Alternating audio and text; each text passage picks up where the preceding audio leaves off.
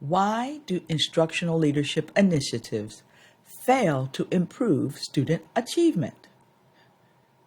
Well, as a new principal, I implemented several initiatives in my first year. While a few were successful, the majority did not achieve the desired outcome. I know you're wondering, why? Well, it's very simple. Because as the leader, I made several common mistakes.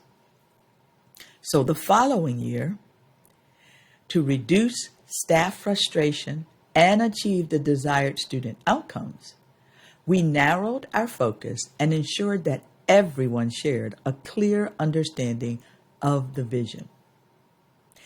So let me ask you, have you ever implemented a promising initiative only to find that the gains in student achievement are barely noticeable? Well, I know the answer is yes, because despite our best intentions and significant investments, many instructional leadership efforts fall short of their potential, just like mine did.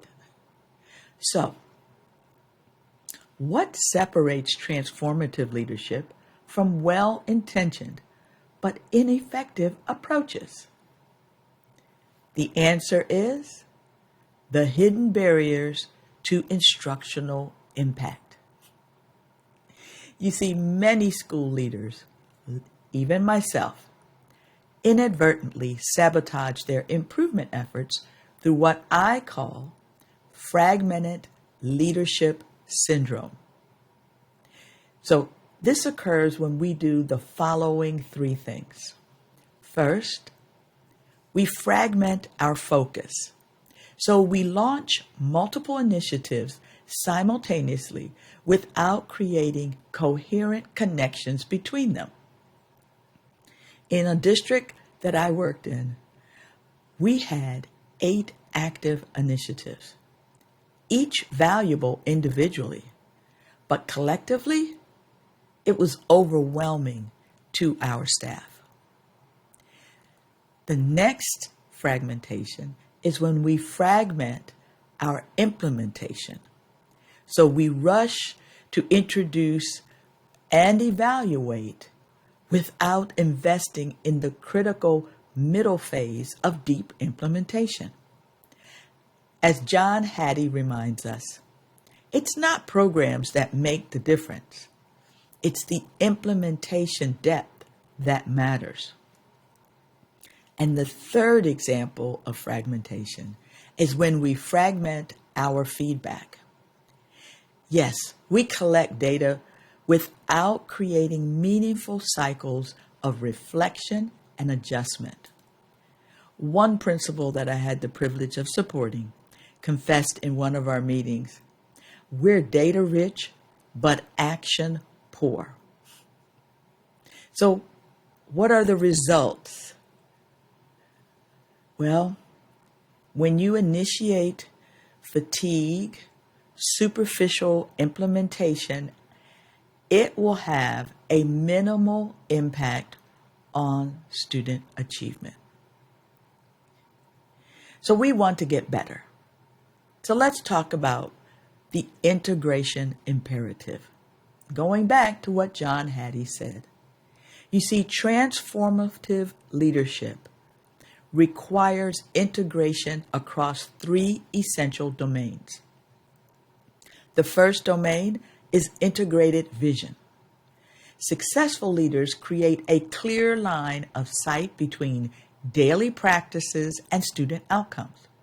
They help teachers understand not just what to do, but why it matters. When staff can see how curriculum alignment, instructional practices, and assessment work together as a cohesive system rather than isolated tasks, commitment replaces compliance. Next is integrated implementation. So rather than treating initiatives as separate projects, effective leaders identify the interconnections between them. They ask, how does our new literacy approach strengthen our existing MTSS framework? Or, how can our data practices inform and improve our instructional coaching? The third way is through integrated accountability. So instead of monitoring compliance, transformative leaders build collective responsibility. They shift from asking, how are you doing it, to how is it working for students, and how can we improve it together? As Richard DeFore noted, the question isn't, do we collect data, but rather, how do we create a culture where data informs rather than punishes? So let's move from fragmentation to integration. Now, to transform your instructional leadership approach, first I want you to conduct an initiative audit. So map out all current initiatives and eliminate those that don't directly support your core priorities.